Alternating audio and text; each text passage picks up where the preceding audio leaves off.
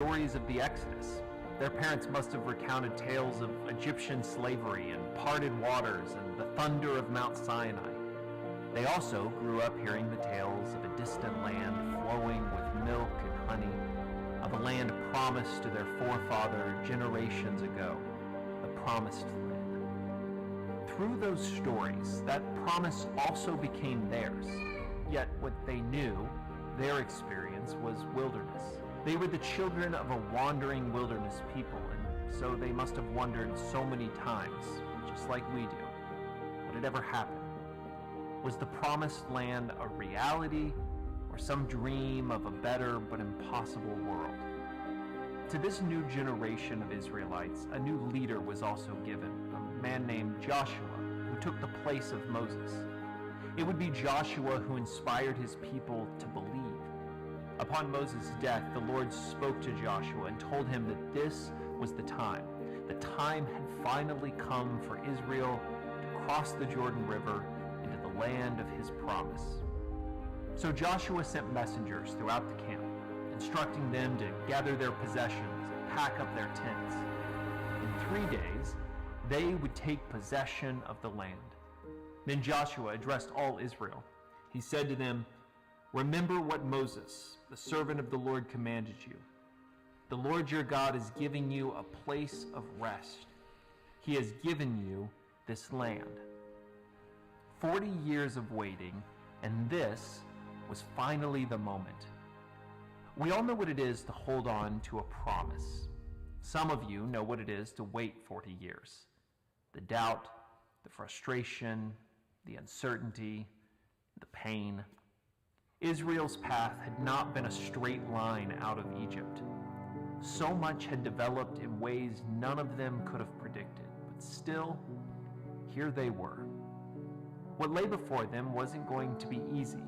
It would continue to challenge their faith as they faced fortified cities and vast armies.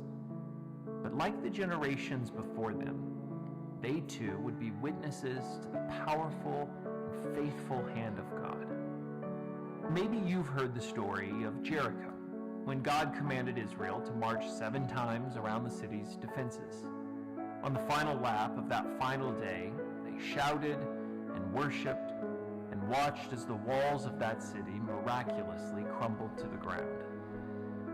I sometimes think about Joshua, this young leader of God's people, trying to fill the shoes of Moses. What must that scene have meant to him? The strange mix of humility and profound confidence it must have produced. There was no ambiguity in this success. God was fulfilling his promises. Not even the mighty walls of Jericho would stop them. To be a witness to it was to simultaneously be emboldened and humbled. Emboldened by the power of God's mighty hand and humbled by how little God's victory had depended on them. It was not their success. It wasn't Joshua's military ingenuity.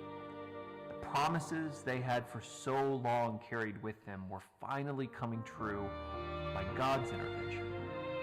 The God of their parents was with them. The God of Moses was with Joshua. And his promises, after 40 years of waiting, were unfolding before their eyes.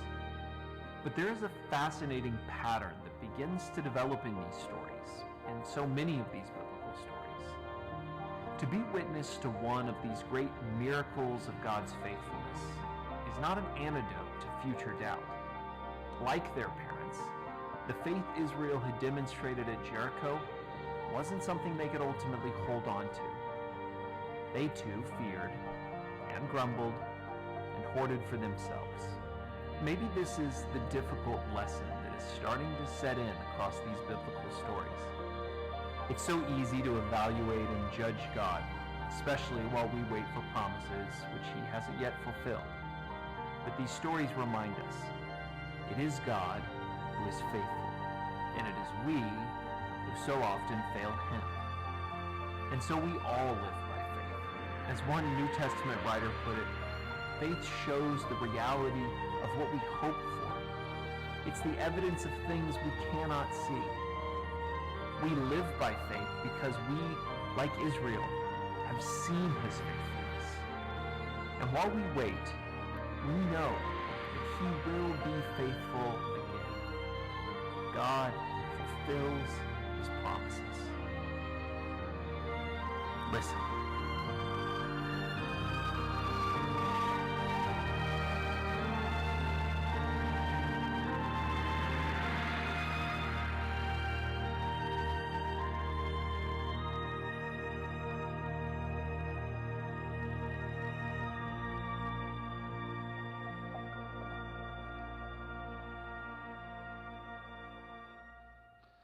Welcome back to, as we continue our first year of Listen, just listening to the Word. What is God saying in this wonderful book, this love story that he wrote to us? And we're here in the book of Joshua this morning. And the whole point of this series that we're entering in is are you engaging with God's Word? Are you looking at it more than just Sunday morning? Because Sunday morning is great, and we gather together to be around other saints and to worship together. It's really important, but if all you go to church is, if the only thing you know about Jesus is what happens on Sunday morning, you're missing out on the rest of what he has. Engaging with the Word lets us to understand and hear, and so much of today is we're looking at what Joshua is told, and one of the big reasons why Joshua knew what to do is because he knew to recognize the voice of God. How did he do that? Well, if you look in Exodus, when Moses is up on Mount Sinai, the only other person that was there with Moses' personal assistant, Joshua, who sat there and camped there, and he listened to God. And he spent time, and in fact, it says as well that when God would come down into the tabernacle and Moses would go in there and meet with him, oftentimes after Moses had left, Joshua would remain in the presence of God. And he knew what it meant to follow God's presence. And so that's why when the spies go into to look at the promised land, and the 10 spies that were afraid, Joshua wasn't one of them. It was only Joshua and Caleb that said, we can do this. Why? Because Joshua knew the power of God. Joshua knew that God's promises are true, and he knew that he could trust in what God had said. And a big reason for that, because he had personally experienced the power of God. And there was nothing that was going to get in the way. And so, right before they enter into the promised land, as they're getting ready, Moses gives this huge sermon, and that sermon is called Deuteronomy. And that's what it was. It was a sermon by Moses to wrap up everything that God had done, everything that God had commanded them to do, to remind them of what it is. And then Moses goes off, and he doesn't get to go into the promised land because of one key reason: obedience. He didn't trust that what seemed absurd, go speak to a rock. I don't know, I don't usually want to go talk to rocks myself, I understand. But he's like, no, I'm going to do what God did before, and God still provided them water. He still provided for them, even in Moses' disobedience. But there was a consequence to his disobedience. And that was he didn't get to finally see the promise. He saw it from afar. There's the promised land. But he wasn't there as they marched in. And so here we have Joshua. And the Lord himself gives Joshua a charge. If you have your Bibles, turn with me to Joshua chapter 1. If you're in the YouVersion Bible app, you can actually go to events, and you'll find our church there, and you can just follow along with that as well. It's already in there with all my notes. But Joshua chapter 1, here is the Lord's charge to Joshua. After the death of Moses, the Lord's servant, the Lord spoke to Joshua, son of Nun, Moses' assistant. He said, Moses, my servant, is dead. Therefore, the time has come for you to lead these people, the Israelites, across the Jordan River into the land I am giving them. I promise you what I promised Moses. Wherever you set your foot, you will be on land I have given you, from the Negev wilderness in the south of the Lebanon mountains, in the north, from the Euphrates in the east to the Mediterranean in the west, including the land of the Hittites. No one will be able to stand against you as long as you live, for I will be with you as I was with Moses. I will not fail you or abandon you. Be strong and courageous. For you are the one who will lead these people to possess the land I swore to their ancestors that I would give them. Be strong and very courageous. Be careful to obey all the instructions Moses gave you. Do not deviate from them, turning either to the right or to the left. Then you will be successful in everything you do. Study the book of instruction continually. Meditate on it day and night, so you will be sure to obey everything written in it. Only then will you prosper and succeed in all you do. This is my command. Be strong and courageous. Do not be afraid or discouraged, for the Lord your God is with you wherever you go. And so something that's really, to wrap it all up until this point, Moses, when he went to become leader, there wasn't the book of instruction. In fact, we know that Moses destroyed the tablets that God originally wrote the book of instruction on, so Moses had to go back through and rewrite it. And then they had to go through, and he kept all the account, and he gives them this book of instruction that we know as the law or the Torah. And God commands him to study it, know what it says, follow my commands. And he says multiple times, be strong and courageous. Why? Because when you're following God, it doesn't always make sense in the flesh, but it takes a lot of courage to trust God, to do what he says to do, and to walk forward in what he says to follow. And so he emphasizes here that I'm going to give you this stuff. This is my promise. This is where I'm going to lead you. But there's a main key to that promise, and that was obedience. Are you willing to obey what I'm telling you to do? Are you willing to follow all that I have called you to follow? Are you willing to live a life of obedience to me? And so they continue, and we know that a part of the tribe settled in Gilgal, and they continue into it. And jump over with me to our main passage in Joshua chapter 5. And we're going to start in verse 13. And when Joshua was near the town of Jericho, he looked up and saw a man standing in front of him with a sword in his hand. And Joshua went up to him and demanded, "Are you friend or foe?" "Neither one," he replied. "I am the commander of the Lord's army." And at this, Joshua fell with his face to the ground in reverence. "I am at your command," Joshua said. "What do you want your servant to do?" The commander of the Lord's army replied, "Take off your sandals, for the place where you are standing is holy ground." And Joshua did as he was told. Very similar to when Moses starts, Joshua gets an encounter. And he is commanded to take off your sandals. They were standing in the land that was promised to them. The land that God had said, "I'm going to give to your ancestors." The land that way back, he said, "Abraham, your children are going to be a mighty nation." The land that as Jacob left Israel, he said, "I'm going to give the land of Canaan to you and to your ancestors." And now here they are, over 400 years later. And they're finally standing there, and God says, "Take off your sandals, because you're standing on holy ground." There's a time to take apart and consecrate yourself to God and say, "You know what, I'm going to set everything apart. This here is holy. This ground is where I am. This is what God has given me."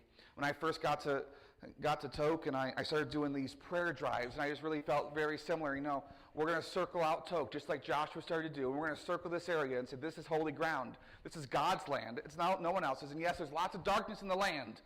I tell you, as Joshua was standing, there's lots of darkness in the land up before him that he had to go through and conquer, that he had to defeat. And in the same way, we have our own battles, not in flesh and blood, but in spiritual battles to fight against, to say, "God, I'm trusting in you to give victory in this." But to do that, we have to first stand and say, this here is holy ground. This here is your land, God. I'm going to trust you. And the promise that God gave him in chapter 1 is that wherever your feet tread, wherever you set your feet, I'm going to give you that land. And so they started to walk. And where was it? It was holy ground. And so think about that for a moment. All that Joshua had experienced being Moses' assistant, where they had gone, what they had seen, the abundance of faith, the moments of defeat. Think about Joshua was an older man at this point, about 80 years old. He's entering in. He'd watched Moses do it. He watched all of his peers die in the wilderness. And now he crossed the Jordan River to set foot in the land that God had promised. An entire generation had died out, and the people of Israel could be where they are, and they're at the edge of something miraculous. Church, are you at the edge of something miraculous this morning? Have you been waiting for something for a long, long time, and God's right there at the edge, and it simply takes you to continue to be faithful, to continue to obey what he has for you? Joshua's feet were actually on the soil that God had promised.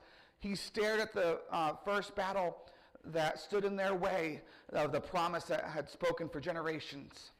They were the first to see it and just crossed a river by a miracle that only God could provide.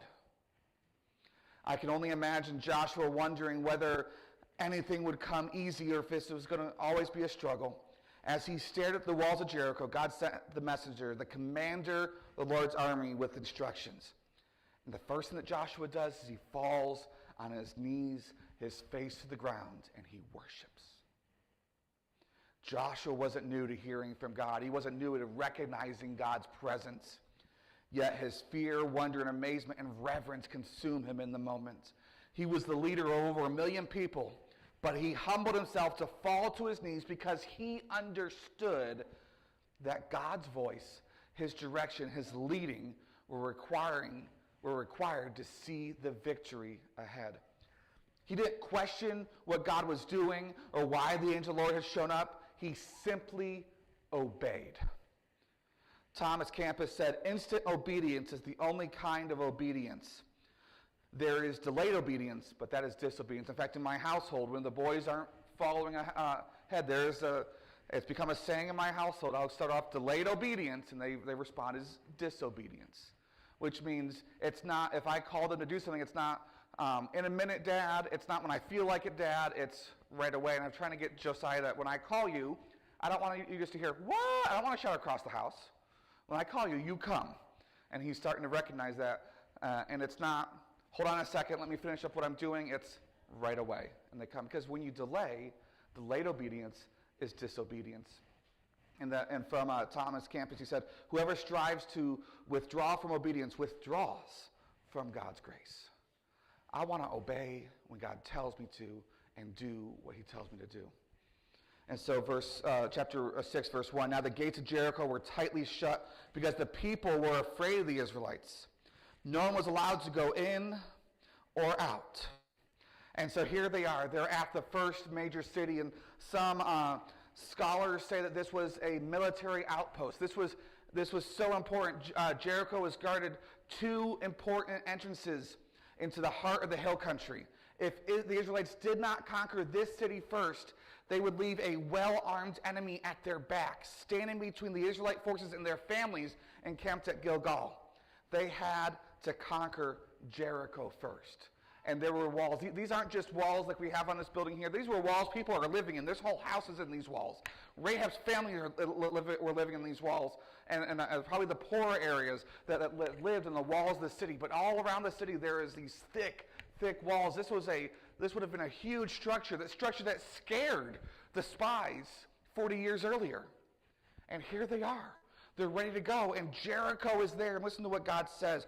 But the Lord said to Joshua, I have given you Jericho, its king and all of its strong warriors. You and your fighting men should march around the town once a day for 6 days. What now, God? Wait a second. You've given me Jericho. What are we supposed to do? March. We're ready to fight, God. What are you doing to us? We're having a march? 7 priests will walk ahead of the ark, each carrying a ram's horn. On the 7th day, you will march around the city 7 times with the priests blowing the horns. And when you hear the priests give one long blast of the ram's horn and have all the people shout as loud as they can, and the walls of the town will collapse, and the people can charge straight into the town. So Joshua called together the priests and said, take up the ark of the Lord's covenant and assign 7 priests to walk in front of it, carrying a ram's horn. Then he gave the orders to the people, march around the town, and the armed men will lead the way in front of the Ark of the Covenant. After Joshua spoke to the people, the 7 priests with the ram's horn started marching in the presence of the Lord, blowing the ram's horn as they marched. And the Ark of the Covenant followed behind them. Some of the armed men marched in front of the priest with the ram's horn, and some behind the Ark, and with the priest continually blowing. Do not shout, do not even talk, Joshua commanded. Not a single word from any of you until I tell you to shout. Then shout. So the Ark of the Lord was carried around the town on that day, and then everyone returned to spend the night in the camp. Joshua got up early the next morning, and the priest again carried the Ark of the Lord. The 7 priests with the ram's horns marched in front of the Ark of the Lord, blowing their horns. Man, can you imagine being in that city? Here comes Israel. You hear the ram's horn going, and they start marching around. Candace was reminding us of the old VeggieTale and going, what's he doing? Doesn't make any sense. and notice it's early, so there was no sleeping in if you were living in that in those walls that day. They're coming. The 7 priests with the ram's horn blowing their horn. Again, the armed men marched both in front of the priests with the horns and behind the ark. And this time the priests were blowing their horns. On the second day, they again marched around the town once and returned to camp. They followed this pattern for 6 days. And on the 7th day, the Israelites got up at dawn and marched around the town as they had done before. But this time they went around the town 7 times. The 7th time around, as the priest sounded the long blast of the horn, Joshua commanded the people, shout, for the Lord has given you the town. Yeah! Jericho and everything in it must be completely destroyed as an offering to the Lord. Only Rahab the prostitute and the others in her house were spared, for she protected our spies. Do not take any of the things that are part for destruction, or you yourselves will be completely destroyed, and you will bring trouble on the camp of Israel. Everything made from silver, gold, bronze, or iron is sacred to the Lord. It must be brought into his treasury. When the people heard the sounds of the ram's horn, they shouted as loud as they could, and suddenly the walls of Jericho collapsed, and the Israelites charged straight into the town and captured it. They completely destroyed everything in it with their swords, men and women, young and old, sheep, cattle, goats, and donkeys. First point this morning is to obey when it doesn't make sense. Charles Spurgeon wrote, "It is my first public declaration that a thing which looks to be unreasonable and seems to be unprofitable, being commanded by God, is law to me. If my master had told me to pick up 6 stones and lay them in a row, I would do it without demanding of him, what good will it do? Is no fit question for a soldier of Jesus. The very simplicity and apparent uselessness of the ordinance should make the believer say, therefore I do it, because it becomes the better to test of my obedience to my master." You know, for those that have raised kids, you've probably all heard the same question I hear almost on a daily basis. Why? How come? Why do I have to do this? We were getting ready to do a 4-wheeler ride yesterday, and I told the boys, put on a hoodie. Why? It's warm outside. Because I said so. I'm trying to keep it. You know, it's fun to surprise your kids, but sometimes you don't want to have to tell them every single thing. Other times you tell them to eat their vegetables. Why? So you grow big and strong. But it gets to a point where you just simply respond. I'm sure every single parent has gotten to this point and said, because I said so, just do it. How often do we ask God, why? Why am I here? Why am I going through this? Why do I have to keep on obeying? Why? Joshua didn't ask God why. March around the city once a day for 6 days. Why? Didn't come out of his mouth. On the 7th day, march around it 7 times. Why?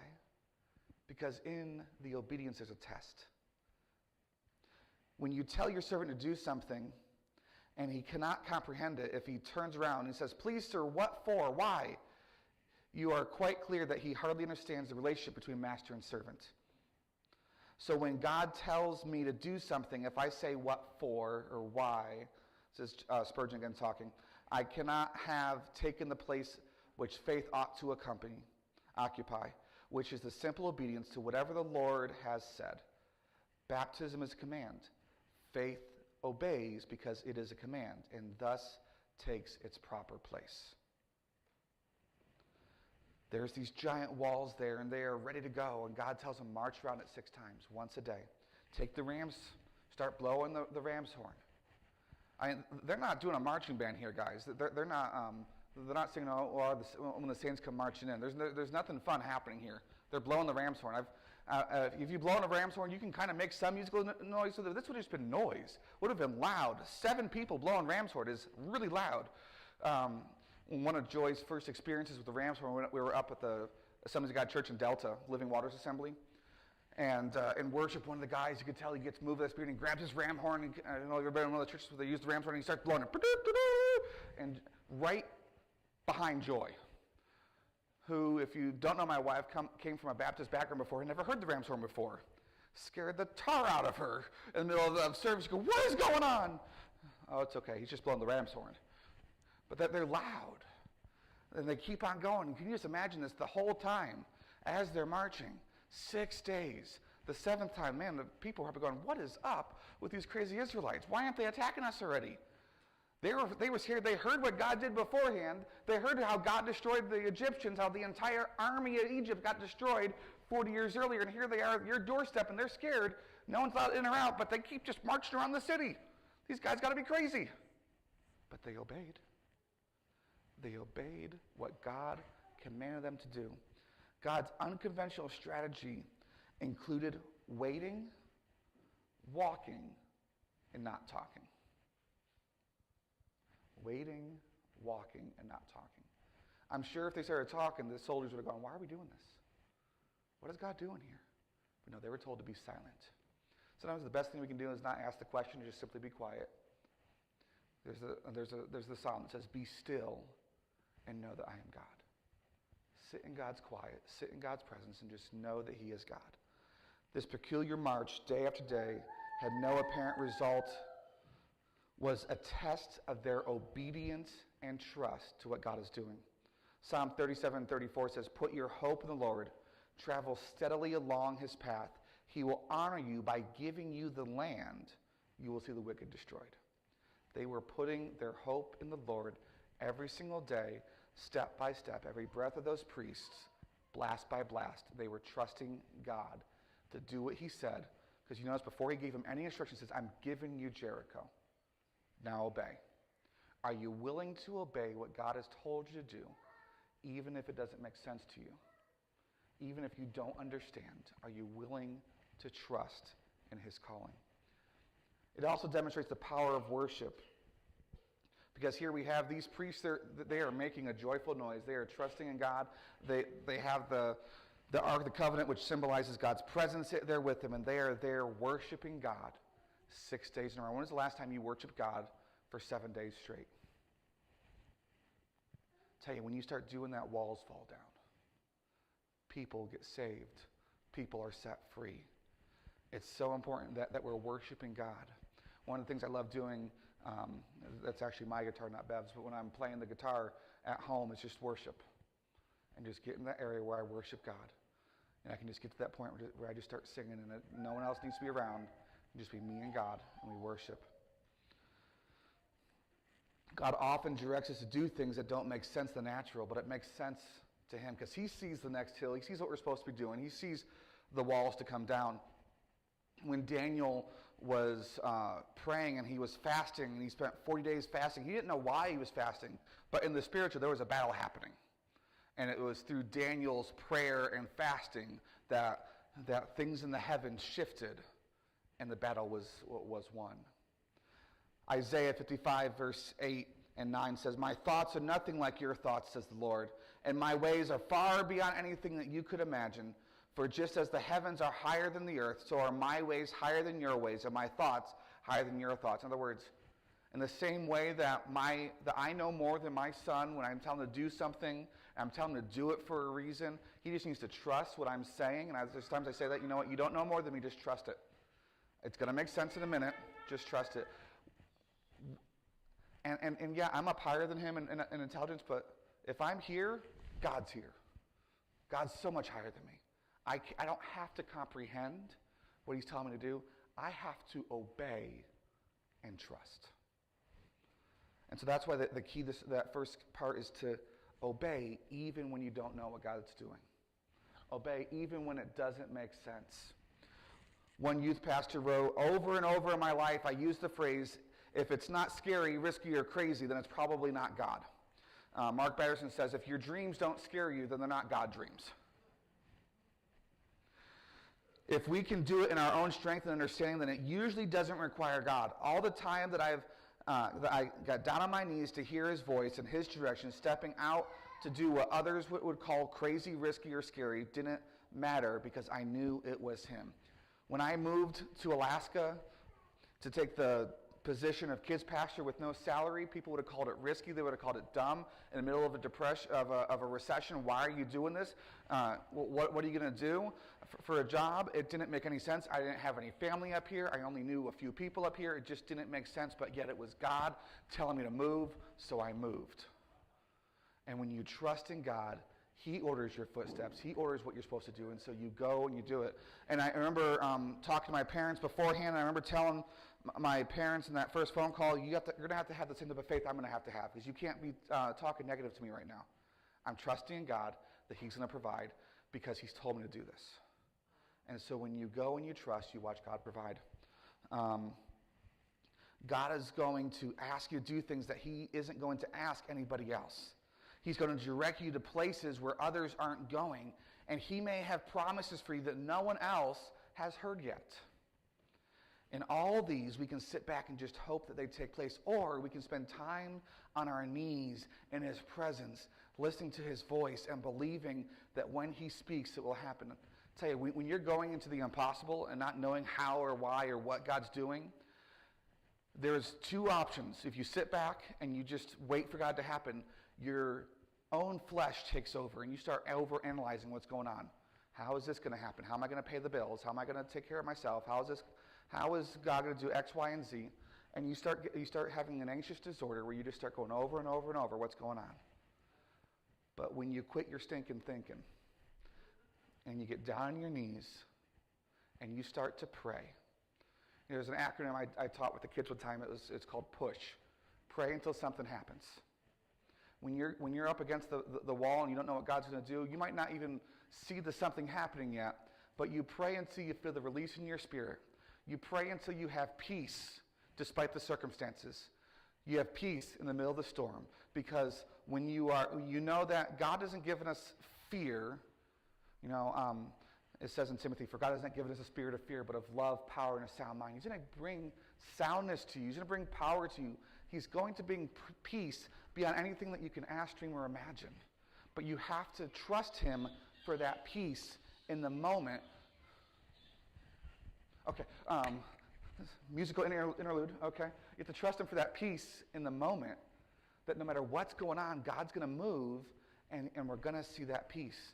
And you know that because peace is a fruit of the Spirit, you know it's coming from God. Because Satan wants to keep you off balance, focusing on the circumstances, focusing on the how, focusing on the why. Because the children of Israel, they could have gone through and started talking, how is this going to make any difference? We're walking around a wall. What's this going to do? We're not hitting the wall. We're not even digging the dirt along the wall to make the wall collapse. Why is this going to work? How's this going to go on? And I could just see they would have become nervous now as they kept on walking around day after day, time after time. Man, they're blowing the trumpet. I get to see one rock fall. What's going on here? They're not even up. They're up there laughing at us. Why are we doing this? And if they did that every single day, their faith would have been eroded. But it said they were silent and they worshiped and their faith was built. When we trust in God, when we worship God, our faith is built up. It continues to grow. When was the last time we stayed longer in God's presence than anyone else, just like Joshua?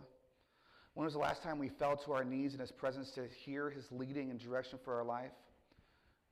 We may see defeat, but if we fall on our knees and follow his directions, then we will experience unconventional victory, for he has written for our story. The disciples, they saw defeat when Jesus died on the cross. but God saw victory.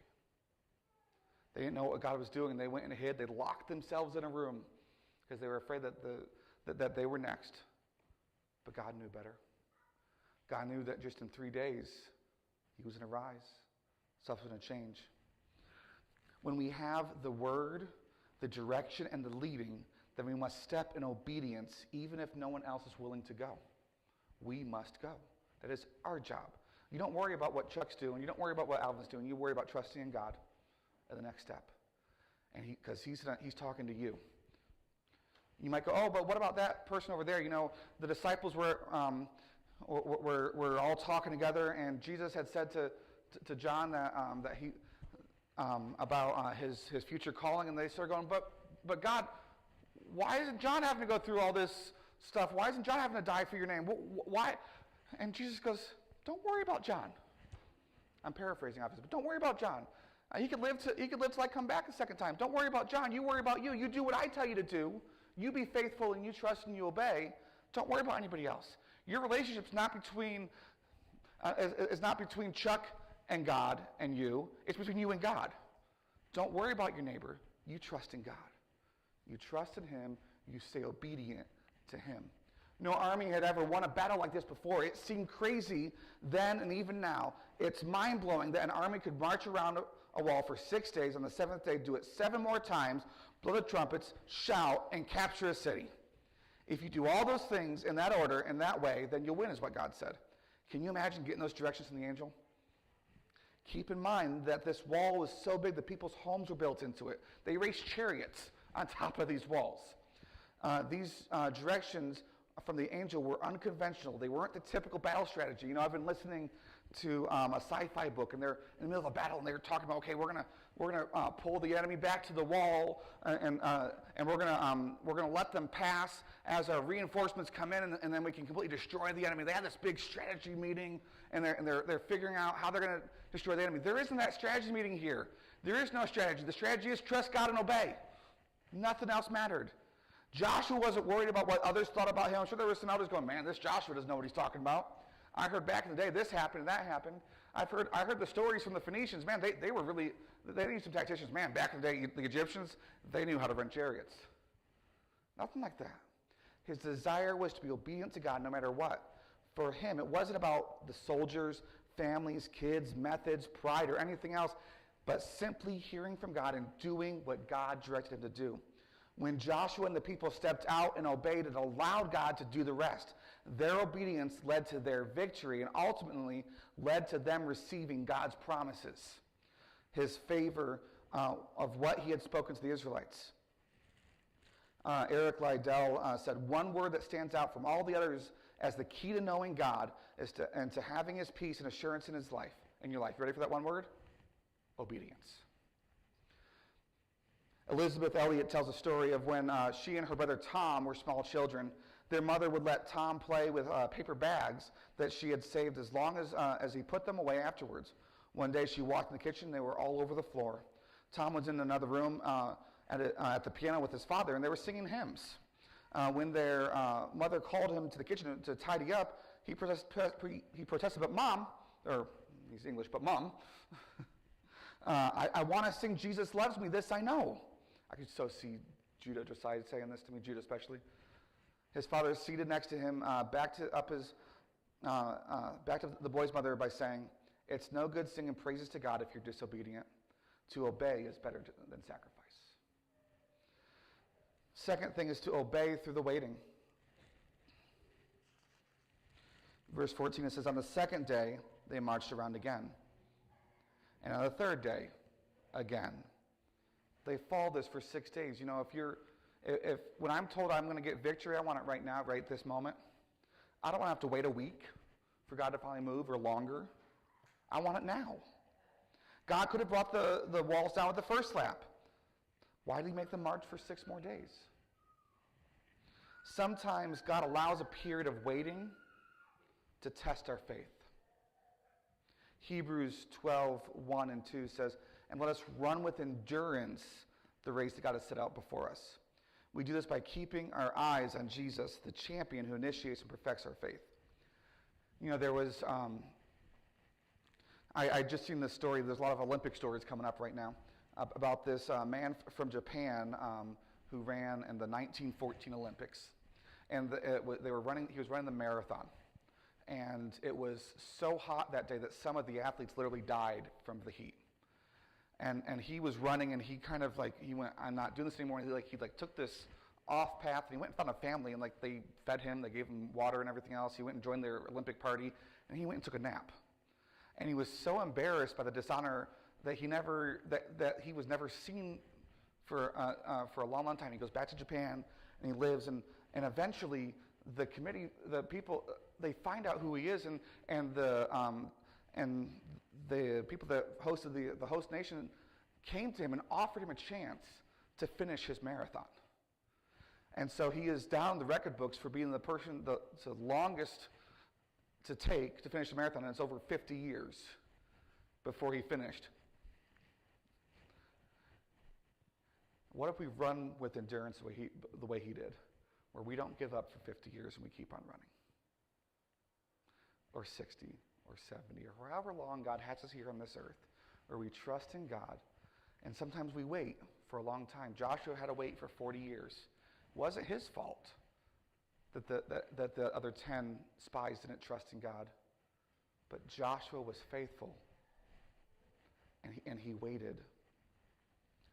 So how do we run with endurance? Verse 2, we do this by keeping our eyes on Jesus, the champion who initiates and perfects our faith. Are you spending time with Jesus? Keeping your eyes on him? And the last part this morning is to obey completely. Jericho and everything in it must be completely destroyed. And I read this, and it's verse 21. It's almost heartbreaking because we know this. We know who God is. We know how much he loves, and it was probably just as heartbreaking for God to give this command. But the command, they completely destroyed everything in it with their swords. Men, women, young and old. Cattle, sheep, goats, donkey, destroyed. Everything. Not a person was left alive. That was because God knew their hearts. He knew what they were grown in. He knew that they would never trust God completely. God had a plan and a reason. And we don't get to know all the reasons why. But we have to trust God. And that's what they did. They trusted him and did it completely. You know, Josiah has ADHD, and I can't fault him completely, but I don't know how many times I'll tell him to do a task, and it gets almost done. We even telling him that, part of the task of taking out the dogs is simply to look into the dog's water dish and tell us if there's water in there. If there's no water, then he doesn't have to bring it out. Cheeto will bring out the water. But we're telling him, okay, your task isn't done until you tell us if there's water in there. When he takes out the trash, your task isn't done until you put a bag back in the trash can. Or he'll go and I'll tell him, okay, I want you to bring my backpack and put it on my chair in my office. It'll end up in my office, but not in the chair. So next time I'm in there, I'm tripping over, and it's not in the way. And so we're trying to tell him, almost obeying, that's also still disobedience.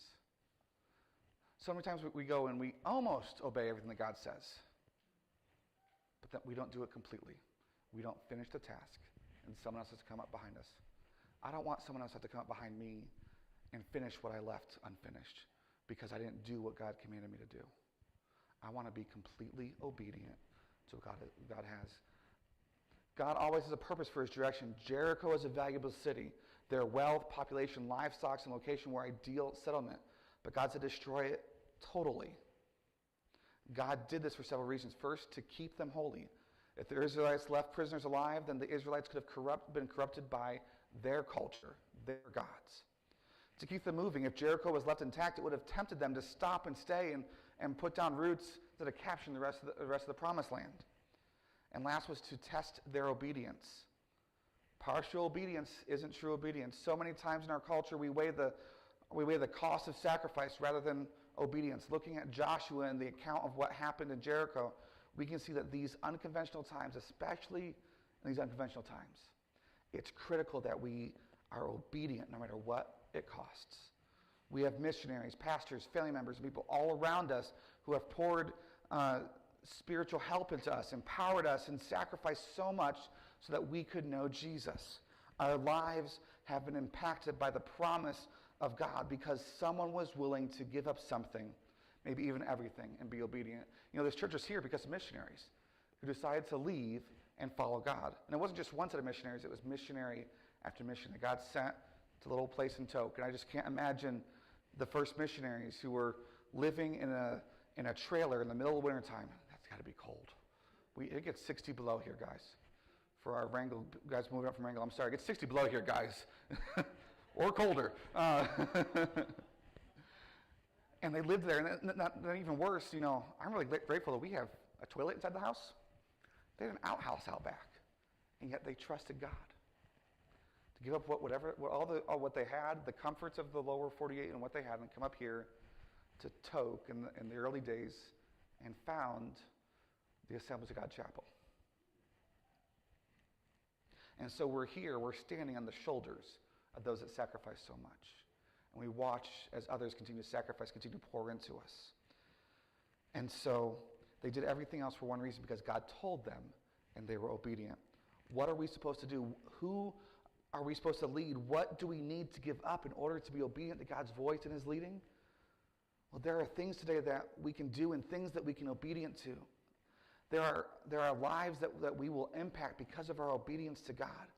Obedience isn't something that we can pause or wait on. It's not optional. The amazing part is that when we act in obedience, God takes over and does something through us that we could never do on our own. See, obedience led Israelites deeper into their promise with God. What is God calling you this morning to be obedient in? Bev, will you come? Obedience is the key to trusting God deeper, to moving further with what has. And I don't know your life. I don't know the answer to this one. I can't say, oh, God's calling you to do this. No, I don't know what God's calling you to do right now. That takes you spending time with God by reading his word, by learning to recognize his voice. And as we do, we start to learn what obedience looks like in our lives, and we trust in him. And we're going to sing this song. It's kind of funny, as I was preparing this message, this is a song I haven't heard in a long time. Take My Life, an older song. And it was actually in one of my songbooks. I didn't even play it, but all of a sudden I started hearing this song in my head. Take my life, Lord, and lead it. Just make that your prayer this morning. That God, I'm just going to take everything I have. If you're not sure what God's calling you to do and you need to spend time at the altar's open. And I could pray for you, but I really feel it's going to be you and God. Not you and Pastor. You and God. Because you need to hear from God's voice. You need to hear what God's leading you to do. You start playing whenever you're ready, Babby.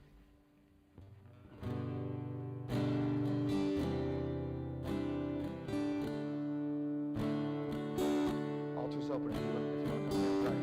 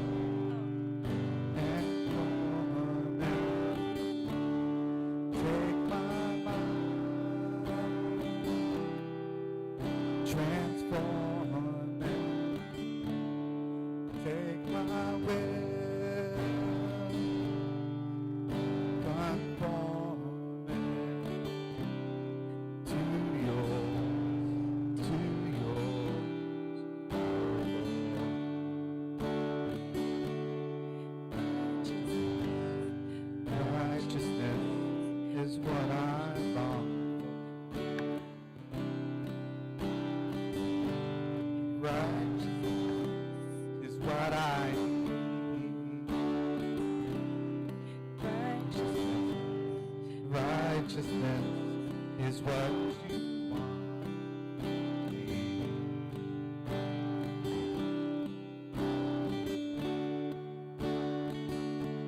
So take my heart and transform it. Take my heart, transform it. Take my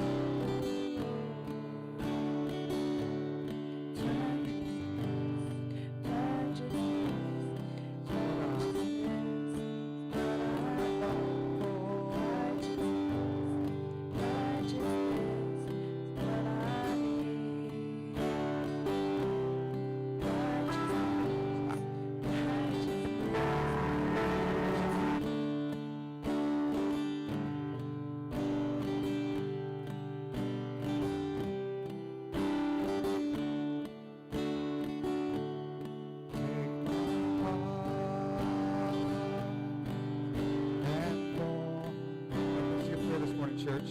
Take my mind, transform it. Take my will, transform it.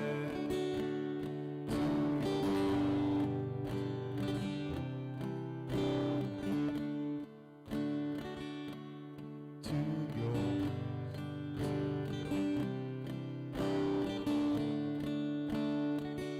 Lord, I just pray this morning that you help us to walk in obedience. Help us to not question what you're telling us to do, but be faithful that you know what's best. That we can trust that you have a plan. That we can trust what that plan is for our life. And that as we walk through and as we are obedient, Lord, that you're going to reward that. You see the obedience even when no one else does. Lord, I pray that you help us to attune to what your voice is. So that as you are speaking, that we learn how to spend time in your presence just like Joshua did. That we learn what your voice says just like Joshua did. That we can come before you, God, and say, I'm trusting in you for all that you have for me. I'm trusting in you this morning. I'm trusting in you for next week and for next year and for the next decade. I'm trusting in you, and I'm going to be obedient all along the way. Thank you, Lord, that we can turn to you, that you give us holiness, that you make us holy, that you make us righteous. Help us to be obedient in what you have. In your name. And Lord, and this morning I just want to bless you, church. May the Lord bless you and keep you. May the Lord smile on you and be gracious to you. May the Lord show you his favor and give you his peace. Thanks for being here this morning, church. I hope that you would join us this morning for our fellowship.